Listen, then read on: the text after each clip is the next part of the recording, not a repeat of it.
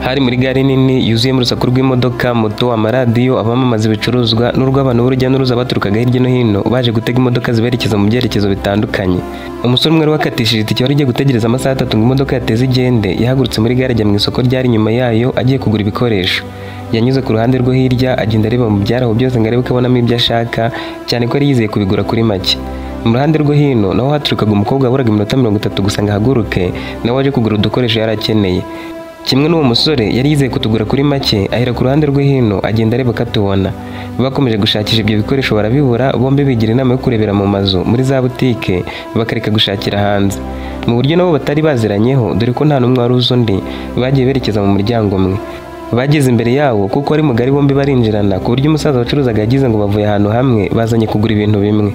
Umukobwa yabaye aretse ngo umusore avuge ibyo bamuha, umusore nawe abanza guceceka ngo arebe ko umukobwa abanza kuvuga ibyo ashaka. Umusaza yabitegereje bombi mu maso, nabo babonye ko buri wese ashaka kundi abanza kugura ibimuzanye, barebana mu maso basa n'abitana ba mwana. Umusore aramwenyura n'umukobwa aramwenyura ati muze nshaka iduzeni y'amasahani amwe atari ya plastique. Umusaza yamuhitiyemo ameza amwe yari afite. Umukobwa yabaye abaranga arebe ko yuzuye, anabara amafaranga arishyura. Mu gihe umusaza yari akimubwira ibiciro, umusore nawe ati muze njye nshaka nanjoro n'ijerekani ariko niyo ngofero y'urugara wayima ntaribi. Umusaza yarabimuhereje nawe amubwira ibiciro. Umukobwa yagiye kwishyura ati nari nibagiwe, nta suku ufite nayo ngo uyime nishyirire rimwe. Umusaza ati ntabwo nayibura, amasuka ndayafite nushaka umbwire ngo habire, ubundi bagura 2 bana ba, ubwo suragura isuka imwe gusa. Umukobwa ati nimwe nshaka da, yime nkwishyure. Bose bafashe ibyo baguze, abereka kode bishyuraho amafaranga, hanyuma bagiye gusohoka ati mube muretse, none se ubukwe ni ryari? Umukobwa ati nitwubajije se. Umusaza ati abakobwa rwose mukunda kubaza ibyo mwumvise neza. Umusore nyibwirira ni kuri 25 se. Umusore ati 25. Umusaza atari kumureka kwijijisha, ahari mbibabaze neza, ntagiye kure, ufite umugeni mwiza rwose, muraberanye pe, ubundi ibintu mukoze bikora bake, mwebwe muzi ubwenge. Umusore wanjye nawe najya gusezerana nzamugurira utu dukoresho habura ibyumweru 2. Ntureba aka gakoresho muguze, ndavuga kano kananjoro, mu minsi y'ubukwe karabura, umuntu akagahiga ahantu hose akakabura, mwe muriteganyirije rwose. Uwo mukobwa n'uwo musore bari bumiwe. Umusaza yagize ngo ibyo bikoresho baje kugura nibyo gukoresha mu bukwe bwabo. Yahise akora umusore mu ntoki atuzagira ubukwe bwiza sha, kandi rwose mbahaye umugisha, nabitegereje mbona muberanye, ufite umugeni mwiza rwose. Umusore yakundaga gutebya cyane, nawe ati nawe wabibonye muze, nahisemo neza, umukobwa wanjye ni ikizongereza. Umusaza atongeraho ko ari ikizubazuba.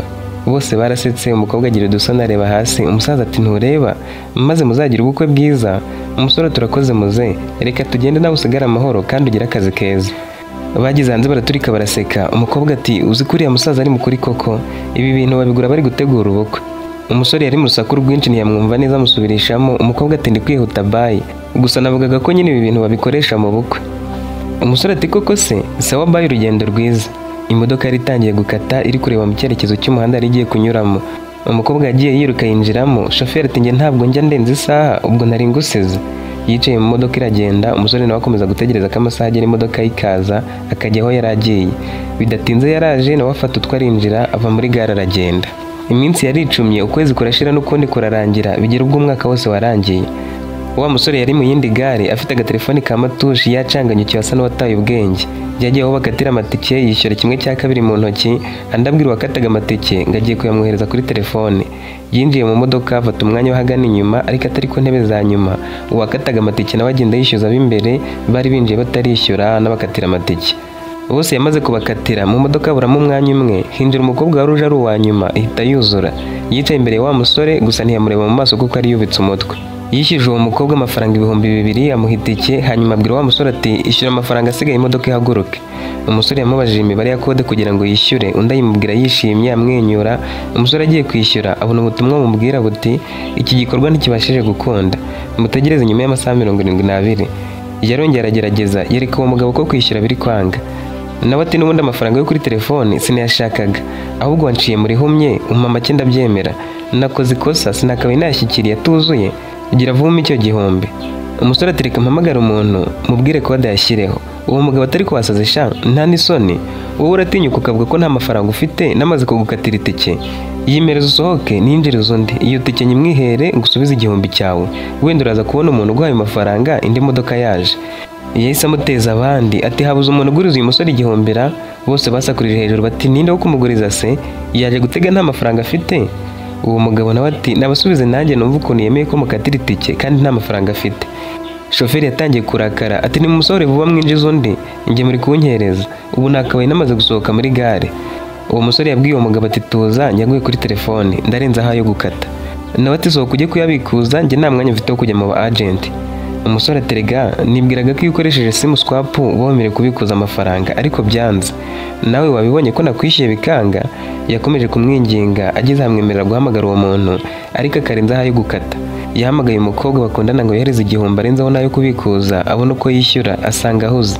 Yongeye kumuhamagara indi nshuro kuko ari we muntu yari yizeye ko yamwita bakanamukemurira ikibazo yihuse, yanga kumufata akomeza kuvugana n'uwo bavuganaga. Uwakataga amatike yahise amusakuriza bose bumva ati uyu musore ni umutekamitwe rwose, uri kuhamagaza nimero zitabaho nta n'isoni, ntukigire umunyamugisha twe tuwusaziyemo amanyanga yose wakora ndayazi. Yabwiye abandi bagenzi ati dore umuntu uri kubakereza n'uyu, erega babidukora kenshi, akaza akinjira mu modoka ukamuha itike akavuga ko nyine yakwishyuye kandi atayaguhaye bikarangira ukoze mu yawe. We rero mu butekamitwe bwe yampaye make ngo nze kwibagirwa ngire ngo yose yayampaye none asigaye yanze kuyampa. Yabwiye shoferi ati shofe musohora agende. Yarasebye, abagore bari bamwicaye iruhande n'abandi bakobwa batangira kumuserereza bati n'ukuntu yambaye neza, barabivuze ngo abajura nibo biyambika neza, nawe arabitwemeje. Umusore nkawe koko akabura igihumbi. Wa mukobwa yasaga n'uwananiwe winjiye nyuma yari yambaye kutera ariko yagabanyije volume, byose yarabyumvaga gusa adashaka kubyitaho cyane. Uwo musore yarebye mugenzi we ari inyuma ati brother wampaye igihumbi ko ndaza kukiguha kuri telefone. Nawe ati nakwizera nte se kandi wowe byagaragaye ko uri umutekamitwe ukina n'amafaranga rwose. Induru zabaye nyinshi, uwo mugabo akataga amatike atereka ninjire nze nkunage hanze nibanze gusohoka ku mahoro. Yinjiye avuga ati mumpe inzira. Wa mukobwa yakuyemo ekuteri atarika igihumbi nicyo kiri gutuma mumwita umutekamitwe. Yabwiye uwo mugabo ati akira nyaguhe aho mwahereyemo mubuza amahoro, ubusore turusaku rwanyu ntiyari no guhamagara undi muntu akayamwoherereza. Uwa mbere ko yasanze ahuze nawe ubyumva wigeze umuha andi mahirwe ngahamagara undi, ni ugusakuza gusa. Yatanze ayo mafaranga, umusore yagize ikimwara ariko nta kundi yari kubigenza. Uwo mukobwa yaramutabaye, yumvise ijwi ry'uwo mukobwa arize ariko yibagirwa ahantu yaryumvise. Imodoka igihaguruka yamukoze ku rutugu ati yewe wampaye nimero yawe ngahamagara undi muntu akayagushyiriraho. Uwo mukobwa nawe yumvise byanga bikunda iryo jwi yararyumviseho, ahindukiye bahuza amaso, bombi batungurwa no gusanga baziranye. Ni babandi bari barahuriye muri rya duka ry'umusaza. Umukobwa ati kumbe ni wowe. Umusore nawe aterega numvise ijwi ryawe numva atari ubwa mbere, sinzi n'igihe winjiriye nasaga n'uwacanganyukiwe. Umudamu wari wicaranye n'uwo mukobwa yarebye ukuntu bari kuvugana, umukobwa yenda kuvunika ijosi kubera guhindukira cyane. Abwira uwo musore ati ngwino mwegerane mugende muganira, ndabona kukuvugisha kureba mu maso biri kumuvuna. Yarabyishimiye bagurana imyanya agenda aganira n'uwo mukobwa. Nubwo bari bicaye umukobwa yabanje gusa n'umuhobeye, umusore nawe bibuko ati none se witwa nde mbere ya byose? Nawe ati nitwa Riyamu. Umukobwa ati Riyamu uri seriye se? Undi nawe ati ubwo se nabura kuba seriye no ku izina ryanjye? Aramusubiza ati ntiwabyumva ko witiranwa na musaza wanjye? Yaramusetse ati koko ufite musaza wawe witwa Riyamu? Nawe ati yego, niwe cyagiye nari ngiye kugura udukoresho maze ukandaburiza ugatuma wa musaza agira ngo dufite ubukwe. Riyamu nawe iramubajije ati none se witwa nde? Umukobwa ati nitwa Elena. Riyamu ati wawu ufite izina ryiza vrema, akira rero umpe nimero yawe mbere yuko tugira ibindi tuvugana. Yamuhaye nimero ye. Riyamu yongera guhamagara umukunzi we ngo yumve ko yavuye kuri telefoni yamuguze amafaranga yo kwishyura Elena, asanga gihuze. Yagize umujinya n'ifuhe amuhamagara gatanu kose yikurikiranye. Umukunzi we yararakaye amufatira mu yavugishaga ati Riyamu iyo ukoresheje ubwonko bwawe uratonekara, ndi kuvugana na mama ariko ureba aho wahereye inshuro 7 zose, uramenye ntiwongere kuntesha umutwe ninsoza ndakuvugisha. Yamubwiye aya magambo. Riyamu yamaze kubona ko muri telefoni ye yanditsemo ijambo conference, bivuze ko yamufasha agahita amuhuza n'uwo bavuganaga. Nawe ati se sheri byari ngombwa kumbwira ayo magambo yose na mama we yumva utanamenye impamvu naguhamagaye izo nshuro zose? Si ubwa mbere mbikoze koko? Umukobwa ati birakureba, ikibazo cyose wahura nacyo wareka nkabanza kuvugana na mama, ariko uzi ko iyo uhamagaye umuntu ariko uvugira kuri telefoni utuma tumva neza ibyo baganiraga ari kumubwira. Noneho wowe uteye isereri uhamagara rimwe ukongera ugahamagara inshuro 2 za mbere ukumva zidahagije, ukongera ugahamagara izindi 5 wikurikiranya. Waba wagize ikibazo gikomeye se ukabona umwanya wo guhamagara izo nshuro zose? Ndinde se ku buryo ari nyutabaza? Ubu nta basore b'inshuti ugira wahamagara? Muri iyo modoka bacurangaga uturirimbo abarimo nabo baganira. Riyamu yazamijwe kugira ngo amwumve neza. Umukunzi wa Riyamu ati nanjye nagatangaye, wagiye mu kabari urasinda none wabuze yo kwishyura? Iyo ubwira abo bakobwa mwasohokanye muri kubyinana bakakwishyurira? Riyamu ati anje sheri waretse koko, ubwo ukuntu ikibazo nagize kiremereye, wiza n'ibintu by'urwenya hano, nashakaga kunyohereza igihumbi kuri telefone. uwo yari yamuhuje nawe yamubeshye ko ari mama we yari umusore bavuganaga. Yahise aseka, kwifata biramunanira, aseka cyane atembagara ati muranyishe kabisa, 1000 gusa koko? Umva Ange, reka kumubeshya umubwiza ukuri ko mutari kuri level imwe, umuhe 5 azagwa ahandi. Mbega nuwo mbwira ngo murakundana, abura 1000 akaguhamagara inshuro magana? Liam yarababaye, Elena nawe agira umujinya, ahita amwaka telefone akupa uwo mukunzi we bari kuvugana, ariko umusuzugura mu buryo butabaho. Elena ati Liam, umbabarire kuba nyikwatse nkamukupa, utabeshye wungukaga iki? Harya ngo yaguteraga urwenya? None se mama wavuga nk'abasore? Oya rwose Liam, niba ushaka kunyishyura bireke. Yubitse umutwe yanga kugira icyo asubiza, amara iminota 5 irenga atamuvugisha. Yamwatsaga telefone ikamagara umusore w'inshuti ye, akimuhamagara mwitaba itaranacamo kabiri. Liam atero yifite mu ntoki, ariko nawe ati cyane rwose, nanjye nari ngiye kuguhamagara ngo umbwire uko urugendo rwagenze, unanyohereza yo kunywa akantu kuko ndabizi ubu yose uje yakenyereyeho. Liam ati ariko Cedro nawe, bakiyamemba telefone yari ariho barayitwaye, nsigarana kaga telefone kawe nari nitwaje ngo umuriro nuncirana bitunguranye ngakoresha. Cedro ati koko se mani bakubye telefone? Nawe ati ndabikubwira nkugezeho, ndi mu nzira nenda kuhagera, nagiraga ngo wohereze 10,000 kuri iyi nimero ngiye kukohereza muri message, amazina ni Elena, ndaza kukuvugisha ngiye kuhagera. Yariruhukije areba Elena ati kare kose nakabaye namuhamagaye. Yabaye nk'uwivugisha ati bwo se yari kuyashyira ku ihe nimero iyo mba ntahuye nawe. Elena yaramusetse ati ibintu byose byakubayeho banza bidasanzwe, nyibwira rero uko bimeze kandi pole pe. Liam ati wagize ngo birakaze cyane se? Igikaze ni iki uyu mukobwa mpamagaye, nawe ukimara kwemera ko ntangira amafaranga y'itike ibyo byahise byoroha kuko nta kindi nari kubikoraho. Elena ati byose bigiye gutuma utanyibwira uko bimeze? Nawe ati humura haracyari urugendo ndaba mbikubwira. Elena ati nta kibazo ariko wambwira nonaha, witinda atangira umbwire. Yikije umutima ati nubwo ndi kugerageza kwiyakira sinorohewe na gato pe, maze iminsi muri uyu mujyi, nari naraje mu birori by'ubukwe bwarangiye ejo, hanyuma uyu munsi ni wo wari uwo gutaha. Mbere yo kuza muri ubwo bukwe babanje kunyishyura amafaranga kuri telefoni yose uko yakabaye, kuko uwo muntu ni inshuti yanjye turizerana. Twari twapanze ko ningera mu mujyi ndamuhamagara akohereza umuntu wo kuza kumfata akanjyana nayo cyangwa ubwo akiyizira, kuko ngira ubwo sinari nduzi neza. Nkigera muri gare naramuhamagaye ambaza aho mpagaze, mpamubwiye ntiyahumva neza, akomeza kundangiraho ndahagarara nanjye simpabone. Umugabo wari uhagaze inyuma kuri moto yaraje ankora ku rutugu, nanjye mbwira uwo twavuganaga nti buretse ndaje nkuvugishe gato. Uwankoze ku rutugu ati uwo mwavuganaga sinimiriherwa n'amacyenda 2? Nanjye nti yego. Arakomeza ati miyo telefoni yawe nzamuka hano hejuru arita mbona, sigara kuri iyo moto yanjye. Uwo ni inshuti yanjye, mbonye nimero wamuhamagaragaho n'amazina byose bihura n'uwonzi. Namuhaye telefoni yanjye kuko ahamagara ya nimero amva iruhande icamo, nanjye nsigara kuri ya moto ngira ngo niye. Yazamutse muri etaje nzi ngagiye guhagarara hejuru bavugana murangiraho ndi, hatarashira iminota 2 ya moto haza umumotari wambaye kasike afite n'inde mu ntoki, arayatsa aragenda. Elena ati nta kintu numvisemo pe, none se ubwo iyo moto yariye? Undi nawe ati yariye, ahubwo uwo wundi wari uyihagaze iruhande ntabwo yariye. We nanditse imibare muri telefone ngo mpamagare uwo mugabo areba, kuko nabikoraga mpagaze imbere, mpamagaye yumva nibyo ndi kuganira nawe, birangira ambwiye ko baziranye, rero ngo nimuhe telefoni yanjye amwihamagarire amurangira aho mpagaze. Nuko yankinze akantu mu maso, ngikomeje kumutegereza nayo moto bayitwaye, nibwo nabonye uwo nari nje kureba ngezeho, ati umugabo so ndangiye aho uhagaze ninde ko ntamuzi? Nanjye ntabwo muziranye se, ahubwo ntaranagaruka, na moto nasigaye impagaze iruhande nzi ko ariye, nyira yaraje arayitwara. Yaransetse ati ubwo nyine baragutoboreye. Elena byaramubabaje ati pole rwose, hanyuma se kuki byarinze kugira iki gihe cyose? Liam ati byuvuga ndabyumva, uri kwibaza ukuntu bigeze iki gihe cyose nta mafaranga mfite. Elena ati bisa nk'ibyo ariko siko bimeze 100%, wowe mbwira ndakubwira ibyo nari ngiye kuvuga nyuma. Nawe tubwo rero kuko nari mfite ka matushi katarimo na simukadi, uwo mugabo yarambwiye ati wowe urabushinzwe byo gufata amashusho nta birenze, wihangane kubwo kuba bagutwaye telefone, ngiye kuguha simukadi iriho udufaranga duke, nkubwire n'umubare w'ibanga uyikoresha, uzaba uswapisha ugiye kugura indi telefone cyangwa utashye. Nigiriye mu byo gufata amashusho nibagiza ko bantwaye telefone. Uyu munsi mu gitondo nibwo nibutse kujya gukoresha swap, nibwira ko amafaranga ariho bahita bayabikuza bikemera. Nari nsigaranye 1000 mu ikofi, aribwo naje nkagiye uri ukata amatike, nibwira ko amafaranga ari kuri telefone ahagije ndayamwishyura namaze kwicara. Ni kuri ya byagenze rero nahamagara umukunzi wanjye Ange akambera kuriye. Yumvise yongeye kubabazwa n'ibyo umukunzi we yamukoreye, yifata mu maso areba hirya. Elena abona ukuntu umusore ababaye, amufata ikiganza ati humura Liam, none si ibyo wakwihanganye nkabikubazaho utubazo, disi wanahuritse yagufatanyije na stress wari wibereyeho. Liam yikije umutima ati mbaza ndabikubwira.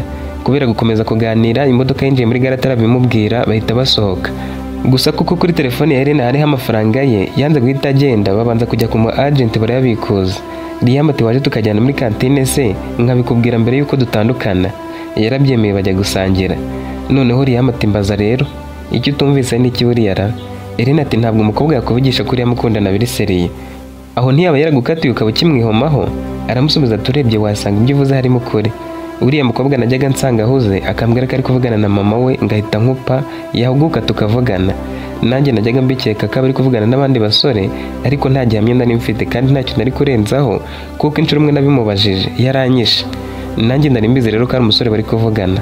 Wenda akantu kambabaje nuko ibyo nakekaga banyeretse ko ari ukuri. Uriya musore akanseka banciye amazi ariko ntabirenze. Elena ati nanga ko abasore mwihagararaho. Ubu se ntubabaye? Naho turumva byabura. Ndababaye ariko se mbikoreho iki? Aramusubiza ati none se ugiye gukora iki? Liam ati muri iyi minsi yakundaga kunyereka ko ndi hasi ariko nkabyirengagiza.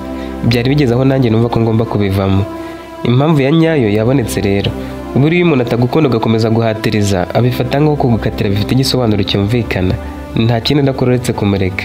Yarababaye ariko yumvaga bidakwiriye ko yereka Elena ko umutima we ushenjaguritse kubera umukunzi. Ibyo yamusubizaga ntaho byari bihuriye n'uko yari ari kwiyumva. Yakundaga umukunzi we kubi ku buryo yamusuzuguraga ntabyiteho akamuca amazi agakomeza guhatiriza. Bamaze gusangira Elena mbere yo kugenda ati mbwira aho warujyanye twa dukoresho rero twatumye uriya musaza akeka ko tugiye kubana. Liam ati cyagiye duhura se? Undi ati yego. Ariko reka mbanze nkubwire ibyanjye ubone kumbwira. Musaza wanjye mwitiranwa yari yashatse umugore bimutongoye. Umukobwa bakundanaga yaramusuye yanga gutaha nuko ansaba ko ningera muri gare ndamugurira amasahani n'isuka. Ngaho rero nawe mbwira koko wari ubijyanye mu bukwe? Liam ati oya ahubwo nuko nari mperutse kugura inka nkohereza n'umushumba mu rugo. Mama yambwiye ko ngomba kumugurira nanjoro nshyashya n'ingofero y'izuba nanjye mugurira iya y'urubaraza. Ijerekani nayo nuko kubera ko iwacu bavoma kure tuba tugomba kuba dufite amajerekani menshi. Yarakomeje ati buriya uriya musaza rero yabonye ngo ijerekani abihuza nuko mu bukwe bayitanga nk'iyo bazajya bakoresha bazanira inka amazi iyo baba batanzeho inkwano nyine. Hanyuma nanjoro ikaba iyo kwahiza ubwatsi. Isuka nayo urabyumva nuko biba bimeze bayitanga nk'impano. Amasahani yo simbigarukaho waguze menshi nk'ayo gukoresha mu bukwe.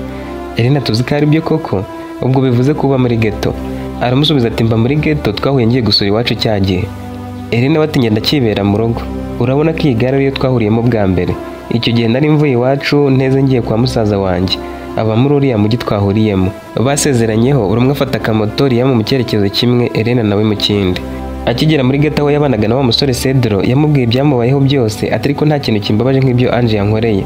Cedro ati gigwabanya gukunda gutyo mane utabeshye koko ikikubabaje ni Ange kuruta igise wagiriye mu modoka kuruta uko bakubye telefone yari ihenze kuriya. Nawe ati telefone se ntugiye kumerekeza nkagura inde? Ngaho mbwira aho ndakura umukunzi wundi rero ahubwo wowe ujye ugabanya mande. Cedro yagiye ku ruhande rwe kuko niyo mahitamo yari ahari.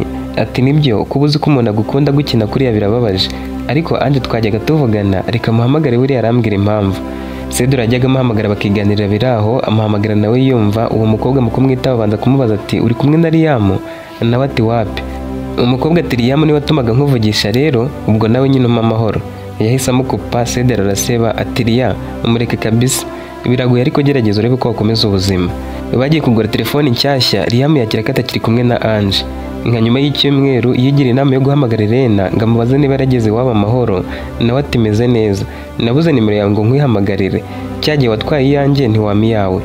Undi ati nari nacanganyukiwe ndabyibagirwa ariko burayibonye tuzajya tuvugana.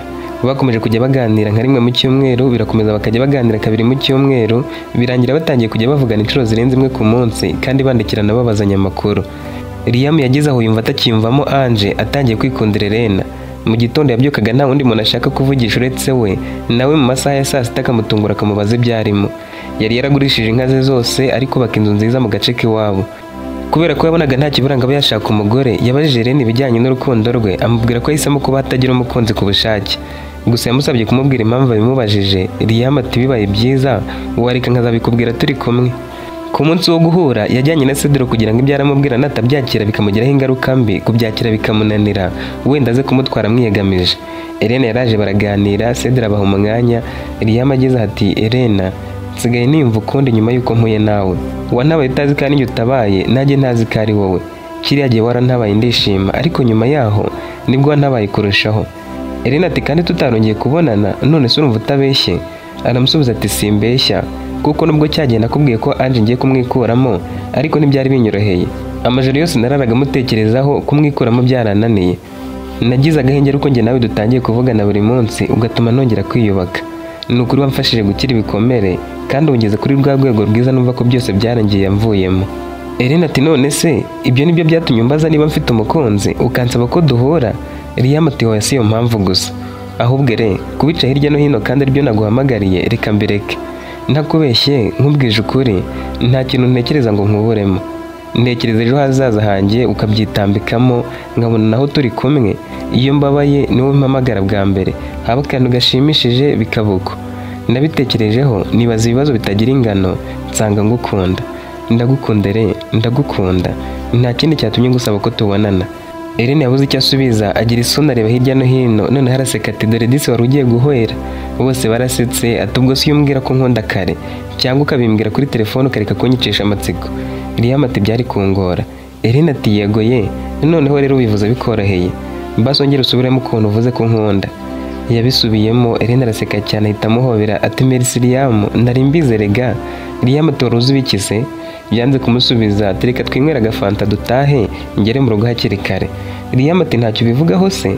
Nawe ati mbivugaho iki? Ushaka ko ndenzaho iki? Yubitse umutwe Ellen aramwegura ati reka urababaye se? Ushaka ko ngukunda kabiri? Liam ati urankunda nawe se? Nawe tushaka kunyumva mbivuga? Oya sinabikubwira uyu munsi wari uwawe wo kubimbwira. Nanjye nzagukoresha urugendo uze nguhe fanta na brochette z'ibirayi niba ariko babyita ibirayi byokeje nicisha hirya no hino nazanye n'inshuti yanjye hanyuma mbikubwire. Reka naho ahubwo njye kwitegura. Yahise amusezeraho asigariye amatazi igisubiza muhaye icyari cyo. Yabibwiye Cedro ati ese uvugana n'umuntu uteye kuriya ukaba utaramumenya? Si umbwira ngo agira inzenya ahora gusetsa? Wari ukeneye se ko nawe ukubwira ko agukunda nk'uko wabimubwiye? Gabanya mwana umukobwa yabyemeye. Ahubwo umunsi uzajyeyo urebe uko azaba yakwiteguye abivuga kuko nta kindi azavuga uretse kukubwira ko agukunda. Ellen yaratashye agenda yihuta abibwira inshuti ye ayiratira ko umusore yamubwiye ko amukunda ariko akanga kumusubiza ati mfasha dutegure uko nzamwakira nk'uko yabinkoze nanjye nzamubwire ko mukunda ndebe uko azitwara. Yarabimwemereye. Ellen ahita amuhamagara ati harya nakubwiye impamvu nahisemo kubaho nta mukunzi ngira? Nakubwiye ko impamvu ndetse ari ubushake bwanjye ariko ejo uzaze nkubwire impamvu. Tuzahurira ahantu ngiye kukwandikira muri SMS. Yarengeje ati kandi uzampamagara ari uko hageze. Liam yaraje ahageze asanga ari kumwe n'inshuti ye hanyuma arabasuhuza bamwereka aho yicara. Inshuti ya Ellen iragenda ibazanira fanta n'ibirayi byokeje ihita yigendera ibasigaho. Ellen ati Liam kuva nakubona nkamenya uwo uri we numvise ubuzima bwanjye buhindutse. Nahinduye imitekerereze yanjye. Numvaga abasore narabatakarije icyizere. Numva ko kubaho umuntu atagira umukunzi ari byo byiza kuko nta muntu wo gutesha umutwe. Ariko wowe humba ngukumbuye nkumbuye ko tuganira tugashwana mbese byose tukabicanamo. Nahoraga mpangayikishijwe no kumva ko umunsi umwe uzasubirana na Ange. Byaranshimishije kumva umbwira ko wamwikuyemo burundu. Yakoresheje amagambo nk'ayo Liam yakoresheje ku munsi wabanje amubwira ko amukunda ati ntakubeshye nkubwije ukuri nta kintu ntekereza ngo nkuboremo. Ntekereza ejo hazaza hanjye ukabyitambikamo nkabona nawe turi kumwe. Iyo mbabaye ni wowe mpamagara bwa mbere haba akantu gashimishije bikabuko. Nabitekerejeho nibaza ibibazo bitagira ingano nsanga gukunda. Ndagukunda Liam ndagukunda. Nta kindi cyatumye ngusaba ko tubonana. Liam yarasetse aratembagara kubera ko Ellen yaramwiganye 100%. Yahise amuhobera aramubaza ati utabeshye wabigenje ute nguko nakurikiranyije amagambo bari kubigenza utibeshye na gato? Ellen ati wabivugaga ngo ufata amajwi rero naraye mbyumva narayimbyeka ngo nanjye nzabikubwire ndebe uko uritwara. Barishimye baragonderana. Liam akomeza kumubwira amagambo y'imitoma n'undi amwunganira umunsi urinda ubiriraho banze gutandukana. Yatashye yishimye inkura yikoza Cedro nawe ati mugomba guhitamo abana batazamugutwara nka Ange. Buri mukobwa nubona ko agukunda ntuzatinde kubana nawe mu gihe nawe ubona ko nta kintu ubuze. Yavuganye agahinda atuzi ibyabaye kuri Ange. Liam ati byagenze bite se? Nawe ati uyu munsi yampamagaye ambwira ko wa muntu yagutendekagaho babanye agasanga afite undi mugore n'abana. Ngo nawe yaragukundaga ariko akumva n'uwo wundi amukunze. Nakureka ngucurangira amajwi wiyumvire. Akimpamagara nahise muri kodinga ndavuga ntaza kubikubwira ukamakanye. Ange yaramuvugishaga ati nyine Liam nabona agakunda amafaranga kubi namusaba amafaranga yo gusukisha imisatsi ati naguzemo inka nayihembye umushumba nkumva ndakaye. Nababazwaga n'ukuntu akorera amafaranga menshi ariko atangibuka ngo nibura ngurira agatelefone. Muri iyo minsi hari umusore watangiye kumvugisha namubwira akabazo akabara gakemuye. Liam ntangira kumva amusuzuguye. Namuvugishaga numva ntacyo kimariye nkifuza ko yamera nk'uwo wundi ariko bikanga. Cedro ati none se nta kintu na kimwe yigeze agufasha? Ange ati keretse wenda narwaye nibwo yantegeraga akamoto akishyura n'ibitaro, naho kuba yanyohereza amafaranga ngo niyiteho ntiyabaga byitayeho. Impano yari yarampaye kari kagakanzu gatukura gusa, ariko umusore wundi we yatangiye kumpa impano zirimo na telefone ntaratangira gukundana nawe. Umunsi umwe kambayeho muhuza na Liam mubwira ko ndi kuvugana na mama. Liam ansabye 1000, uwo mutipe araseka, Liam ahita mvumbura birangira dushwanye. Kubera ko yarantandukanyije na Liam naramubwiraga ko ari umukunzi wanjye nubwo atanyitagaho, yahise anyumvisha ko nihenze. Nyuma yaho namwemereye ko dukundana mbere umukunzi, duhita tunabana tudakoze ubukwe. Nyuma yaho rero ambwiza ukuri ko afite undi mugore n'abana 3. Sha nabuze uko ngira, byarancanze, nabimenye naratwaye inda, ubu sindamenye icyo gukora. Basi uzambwirire Liam ko nkimukunda. Narumvise ngo yujuje inzu nziza, nyamara honde turakodesha. Cedro muri telefone yaramwihanganishije, Liam araseka ati kupa rwose mbanze nseke ibindi urabikina nyuma. Mu minsi yakurikiyeho niko we na Irene bakomeje gukuza urukundo rwabo, bagera kuri rwa rwego bumvaga ko umwe aretse undi ubuzima bwahagarara. Nkuko Cedro yabimubwiye, Liam yabonye nta mpamvu yo gutinza ubukwe, hanyuma barabutegura.